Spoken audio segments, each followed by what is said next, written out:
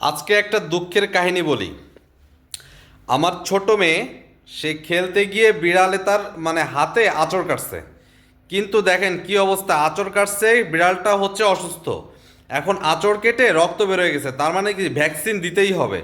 কিন্তু গোপালগঞ্জ শহরে টোটাল জেলা গোপালগঞ্জ, মাদারীপুর, ফরিদপুর, খুলনা পর্যন্ত কোনো ধরনের কোনো র্যাবিড ভ্যাকসিন নাই।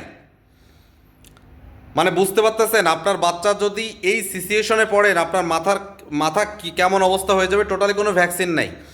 তারপরে আমার ঢাকায় পরিচিত আছে এবং ঢাকায় যতটুকু আমার লিঙ্ক আছে, পপুলারের র্যাবিড ভ্যাকসিনটা সংগ্রহ করে সেই ভ্যাকসিনটা আমি বাসের মাধ্যমে গোপালগঞ্জ পাঠাই। তো এই যদি হয় অবস্থা, এমন একটা সিচুয়েশনে ভ্যাকসিন বন্ধ হবে কেন? সরকার থেকে ভ্যাকসিন সরবরাহ বন্ধ হবে কেন? এই জিনিসটা সরকার দেখে না কেন? আপনারা অবশ্যই আপনাদের বাচ্চাদের বা অন্য কোনো আপনাদের আত্মীয় স্বজন যারা আছে বর্তমানে পশু পাখির, বিশেষ করে কুকুর বিড়াল থেকে একটু সাবধানে থাকবেন, না হলে কিন্তু আমার মতন এই বিপদে পড়তে পারেন।